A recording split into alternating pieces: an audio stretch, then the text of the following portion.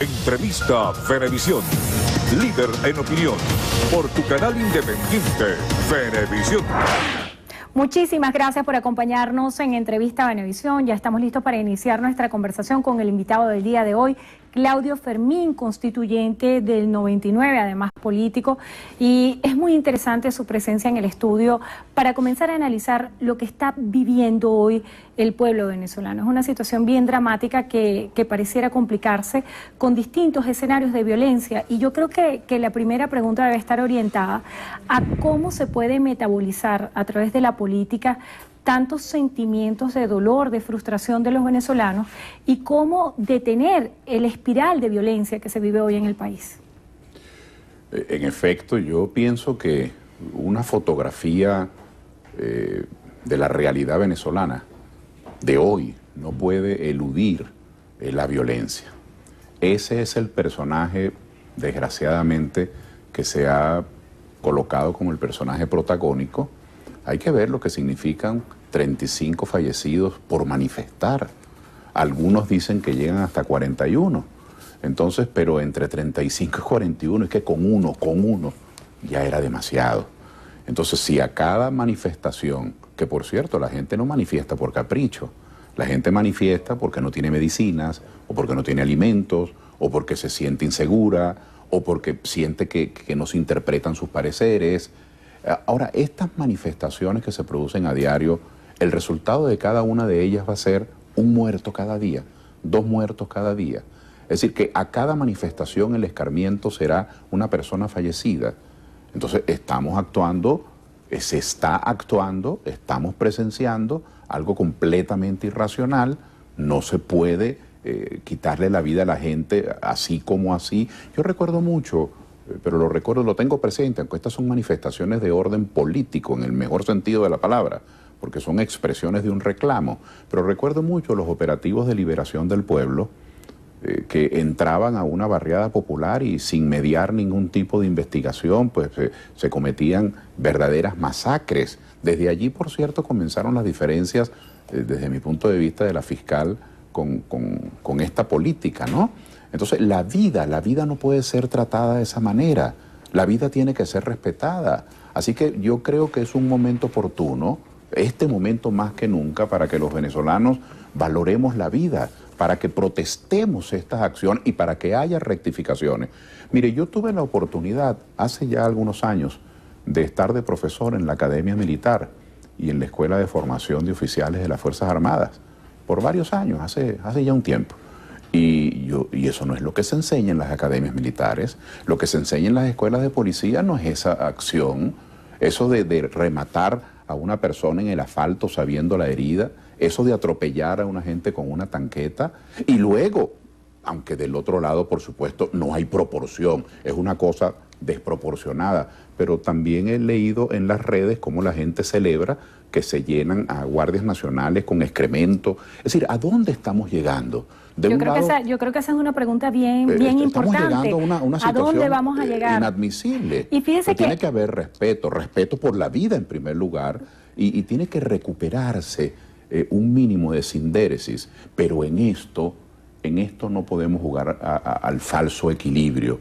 Quien tiene la primera palabra es el gobierno. Es el gobierno aquí, para hablar en lenguaje figurado, quien reparte el juego, quien tiene las cartas en sus manos. Si un gobierno tiene una actitud pacífica, si un gobierno tiene una actitud tolerante, yo veía el día de ayer en las cámaras al ministro Jagua recibiendo a personas en Miraflores. Y yo me preguntaba, ¿y si en estos 18 años eso hubiese ocurrido de manera normal, de manera semanal, que el gobierno hablase con la gente que tiene demandas, que le reclama? Pero eso de ayer fue una noticia extraordinaria, porque es un gobierno que no habla con nadie. ¿Usted cree que si de alguna manera se pudiera gestionar que las movilizaciones pudieran llegar a su destino y entregar los manifiestos, las cartas, las comunicaciones que tuvieran, el escenario de violencia sería hoy distinto en el país? Pero sin duda, yo recuerdo, incluso hay un antecedente.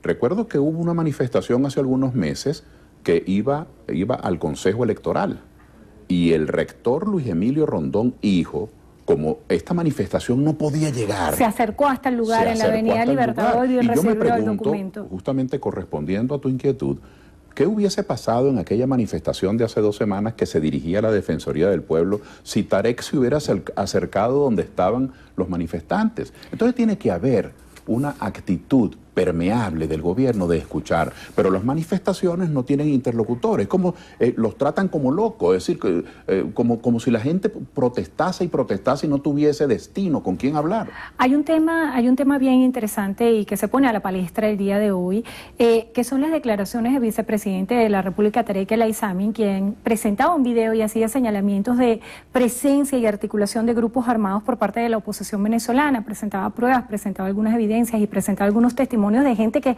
hoy está detenida. En contraste a esto, también tenemos que revisar las declaraciones que se hicieron el día de ayer, donde se daba cuenta de que militantes del PSUV serán entrenados para la guerra. Cada VC conformará un pelotón y serán adiestrados en combate, infiltración, tiro instintivo y defensa personal. ¿Para qué nos estamos preparando? ¿Para una guerra civil?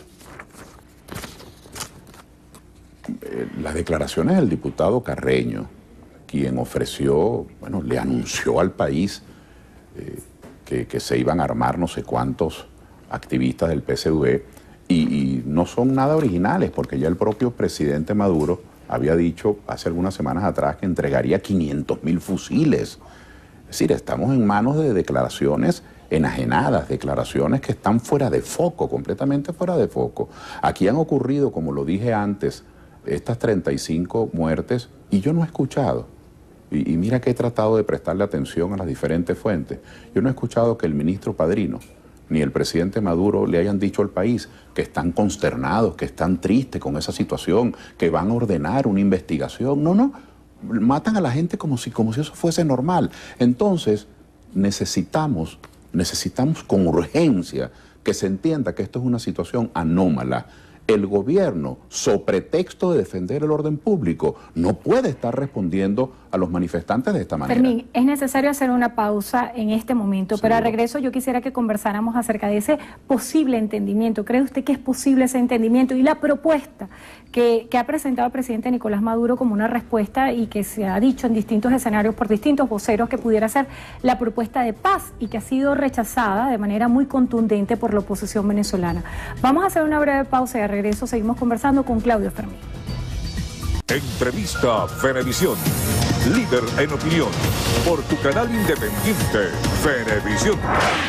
Continuamos con nuestra conversación con el invitado del día de hoy, Claudio Fermín, político constituyente del 99. En la parte anterior hablábamos acerca de la iniciativa presentada por el presidente de la República acerca de una asamblea constituyente. Hay distintos puntos por los cuales se pudiera enfocar este planteamiento. La oposición venezolana en su mayoría rechazaba esta iniciativa. Sin embargo, 17 partidos de la oposición venezolana ayer participaron en este encuentro y hay varias dudas acerca de este proceso. Usted fue constituyente del 99 y yo quisiera que usted analizara este planteamiento que está hecho el día de hoy y cuáles pudieran ser las objeciones y los avales que pudiera tener esta iniciativa.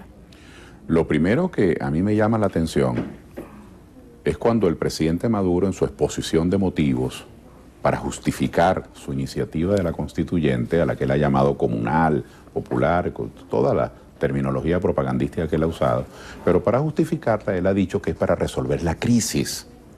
Y yo me pregunto, entonces, un presidente como el presidente Maduro, que tiene 42 ministerios y vicepresidencias, que tiene ingresos fabulosos a $42 cada barril y encima el CENIAT endrina todos los años, y este año no fue excepción, el señor Cabello, el superintendente del CENIAT, nos dicen que han roto récords de recaudación. Entonces tienen dinero, tienen 20 gobernaciones, tienen 42 ministerios y vicepresidencias, tienen apoyo institucional, tienen las atribuciones que les confiere la ley. ¿Hace falta una constituyente para que el Ministerio de Salud hubiese instrumentado las políticas que hubiesen impedido lo que hoy tenemos, paludismo, gastroenteritis en todas partes, niños muriendo de mengua, gente en los hospitales que no consigue medicamentos?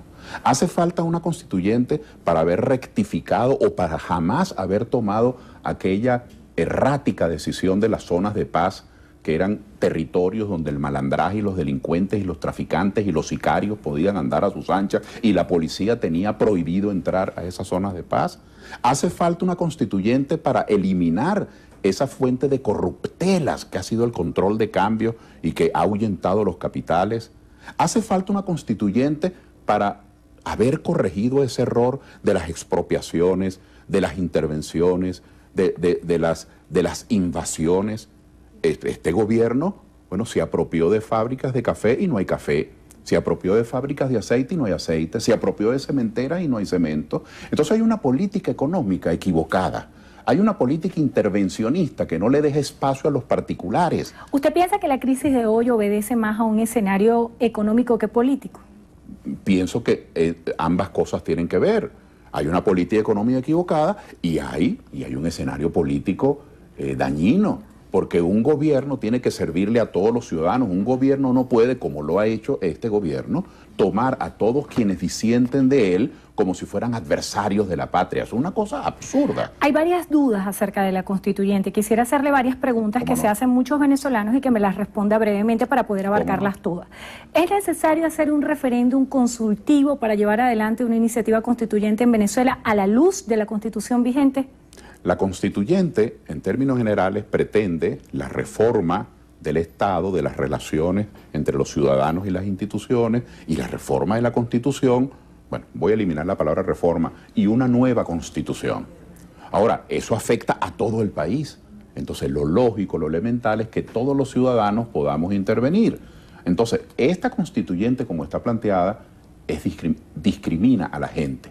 Porque si tú y yo, para no mencionar gente ajena, si tú y yo dirigimos este consejo comunal, o dirigimos este frente popular o este sindicato, entonces tú y yo podemos postular candidatos a la constituyente. Pero otros ciudadanos no tienen ese privilegio. Entonces es injusta, atenta contra la igualdad que los ciudadanos debemos tener en una república. Entonces la manera de convocar una constituyente tiene que ser presentando primero las bases comiciales claras y segundo, es el país quien tiene que decir si queremos ir a constituyente. ¿Debe haber un referéndum aprobatorio una vez que se den los cambios en este proceso de asamblea constituyente? Con muchísima más razón, pero es que tiene que haber además el referéndum previo para saber si los venezolanos, si esos 19 millones de personas inscritas en el registro electoral aprueban una constituyente. Cuando se hace planteamiento de una asamblea constituyente militar, ¿es válida? ¿Una asamblea constituyente? Militar. Bueno, ahí sí es verdad que estamos llegando al colmo del error. Mire, si alguien ha sido lesionado en su funcionamiento, en DRINA y en su prestigio, han sido nuestros oficiales. Son la inmensa mayoría de nuestros oficiales, gente honorable, gente trabajadora, que fue formada para defender su profesión, que es la garantía de la soberanía nacional. Bueno, tienen que ir pagando las culpas de una cuerdita, de un grupito que hoy tiene el monopolio de las decisiones. ¿Qué se pretende con una constituyente militar? ¿Qué se pretende? Es decir, antes nosotros lo que queríamos y queremos los venezolanos es un ejército profesional, es un ejército que esté bien equipado para defender el territorio de la soberanía. Fermín. Ahora se le ha politizado. ¿Y qué se pretende ahora? ¿Politizarlo aún más? Fermín, se nos va a agotar el tiempo y hay varias preguntas de la audiencia que quisiera revisáramos. Eleazar Galíndez, en caso de salir el gobierno actual, ¿cuál es la mejor vía para superar la crisis de manera inmediata? En primer lugar, hay que convocar un gobierno de amplitud, donde estén representados todos los venezolanos, las asociaciones de productores, las cámaras de comercio, los sindicatos, los académicos, los políticos. Tiene que estar el país. Un gobierno no puede ser de un grupete. Y en segundo lugar, no por eso, en segundo lugar en exposición, hay que convocar a la gente de talento. Un gobierno no puede ser el gobierno nada más que de los amigos del presidente. José Rodríguez, buenas tardes, señor Fermín. Hace un planteamiento acerca de su ecuanimidad y plantea, ¿qué opina de los mecanismos usados por la oposición en las marchas? Bueno, la gente sale a la calle, en primer lugar porque los canales regulares ya no sirven. Ya no hay ministerio, ya no hay organismo público que atiendan a la gente que va a pedir agua, que va a pedir luz, que va a solicitar servicios públicos. Ya la gente no sabe con quién hablar. Entonces la calle se convirtió en el único micrófono donde la gente puede presionar, hacer bulla, hacer escándalo para que se noten sus necesidades. Luis Tesorero, ¿está de acuerdo que los dirigentes políticos se enfoquen nada más en elecciones y los presos políticos? Bueno, los dirigentes políticos tienen que tratar de interpretar a la colectividad. Es injusto que haya personas presas, que haya familias, porque cuando está preso una persona está presa la familia, que haya familias pagando el delito de que uno de sus miembros piensa distinto. Es justo que una persona esté presa por pensar distinto. Es justo que ahora se le condene a la gente en tribunales militares. Los tribunales militares están diseñados para acciones que toman los militares en servicio. Para eso es que son los tribunales militares. ¿Por qué un civil por estar en una calle protestando tiene que ir a un tribunal militar? ¿Sabes por qué? Porque el tribunal militar piensa, quienes toman esa acción, que los jueces van a tomar la decisión que le ordene la superioridad. Mire, una de las cosas típicas en las dictaduras de América Latina es llevar todas las diferencias a los tribunales militares. Eso es un acto de arbitrariedad. ¿Y quién termina pagándolo en desprestigio? ¿Quién termina pagándolo en el repudio? Los oficiales. Esos oficiales que nos están viendo, que la mayoría son completamente inocentes de las decisiones que se están tomando, son los que terminan pagándolo. Yo he visto gente que se pasa para la otra acera para no coincidir con el oficial uniformado que viene, que seguramente nada tiene que ver con las decisiones de Maduro y de Padrino. Agradecemos su presencia en el estudio, Claudio Fermín, político, constituyente del 99. Gracias por habernos acompañado hoy en Entrevista a Venevisión y gracias a ustedes también por habernos acompañado. Que tengan todos buenas tardes.